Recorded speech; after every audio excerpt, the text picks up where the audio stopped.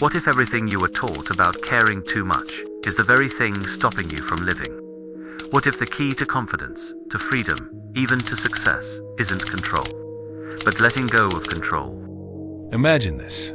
You spend your entire life trying to fit in.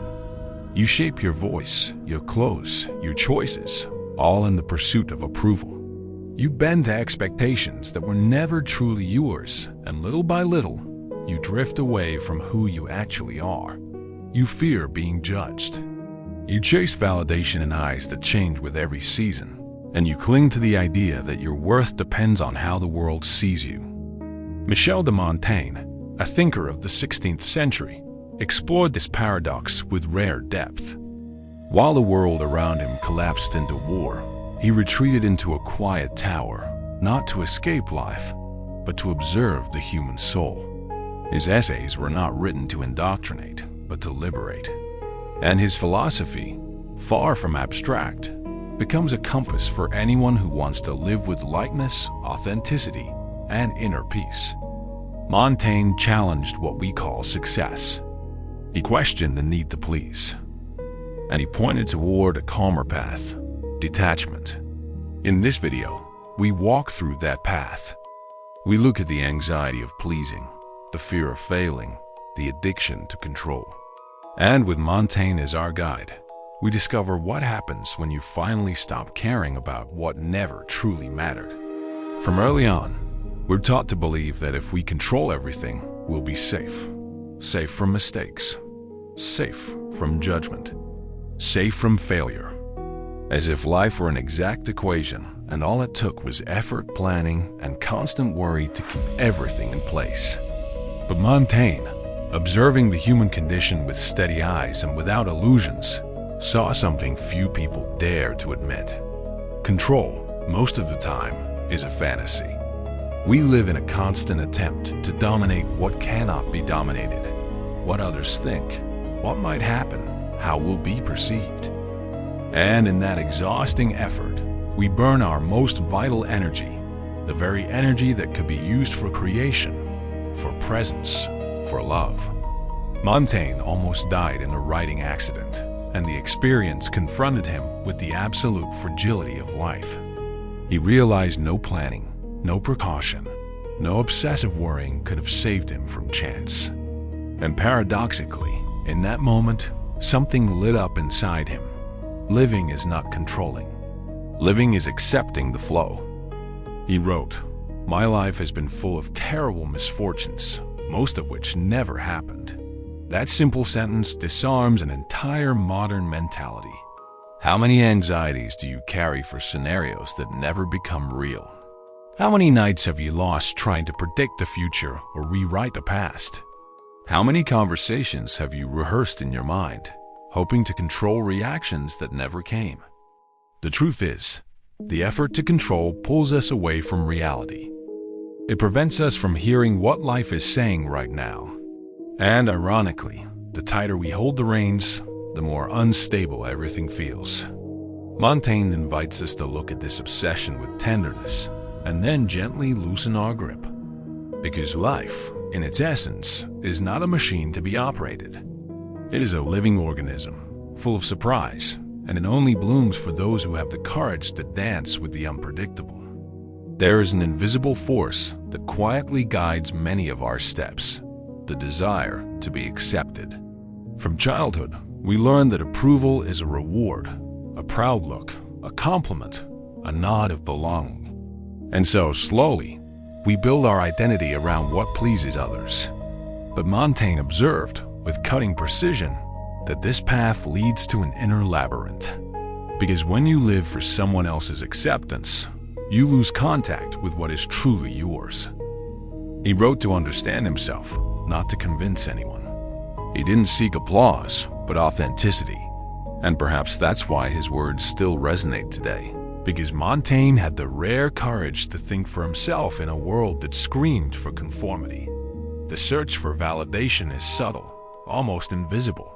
It hides in the choice of clothing, in the opinion you swallow, in the constant adaptation to the room you don't want to disturb. You don't want to disappoint. But by trying to spare others discomfort, You lock yourself in a cage.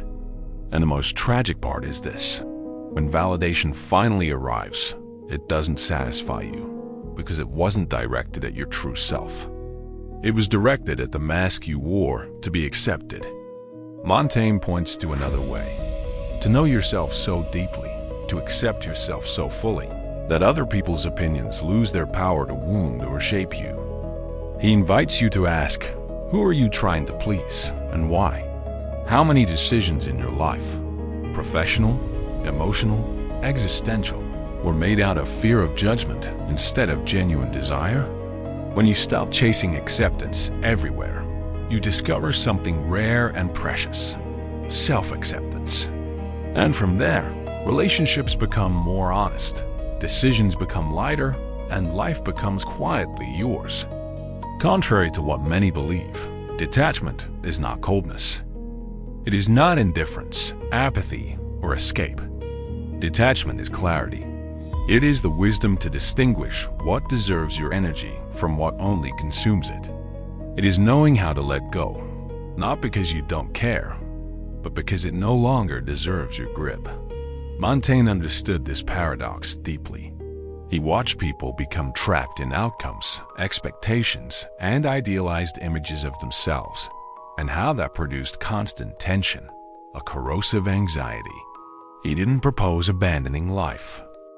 He proposed living lightly, acting with dedication without obsession, loving without possession, pursuing without losing yourself in the chase. In his retreat, he wrote, not out of obligation, but out of curiosity. Not to be recognized, but to understand himself.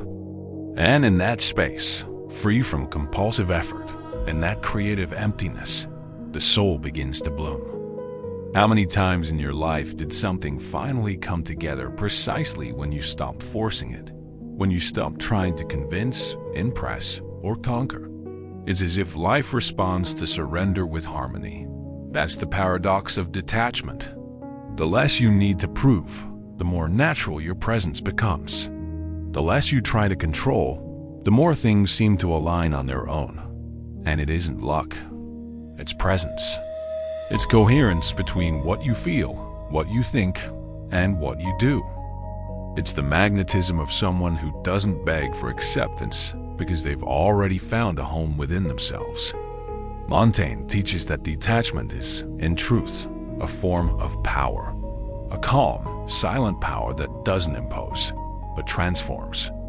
When you release the weight of pleasing, controlling, and appearing perfect, you become light enough to walk freely and steady enough to be who you really are.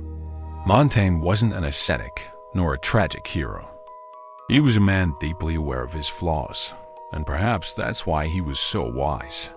He lived through significant loss, the death of 5 of his 6 children in infancy, the early death of his closest friend Etienne de la Boétie, and the political and social collapse of a France torn by civil war.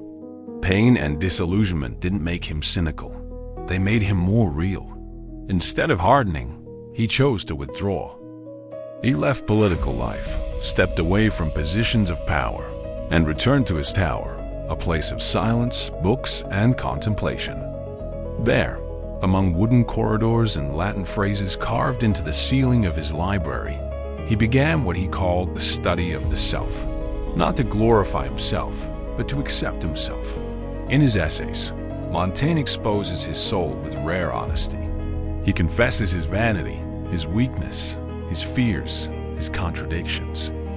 And it is precisely this vulnerability that makes him universal. He wrote, "I do not portray myself entirely, only as I see myself in this moment."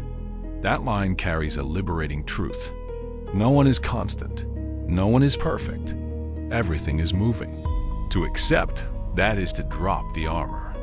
To stop performing an ideal version of yourself and finally inhabit your own humanity. In a world where everyone competes for an image of success, coherence, and perfection, Montaigne becomes an antidote. He reminds us that being human is to contradict yourself, that changing your mind is a sign of an inner life, and that accepting imperfection does not weaken you, it frees you. When you stop demanding an unreachable ideal from yourself, you allow what is real to appear. The lightness of mistakes, the beauty of doubt, the peace of simply being. And Montaigne gives us one of philosophy's most healing lessons.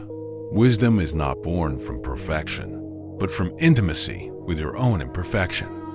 If there is one place where detachment reveals its true strength, it is in human relationships. Montaigne, with a deep and unsentimental gaze, saw how we become hostages to one another, not because of true love, but because of fear. Fear of rejection, fear of loneliness, fear of not being enough. How many times have you tried to reshape someone into your image? How many times have you suffered because another person didn't?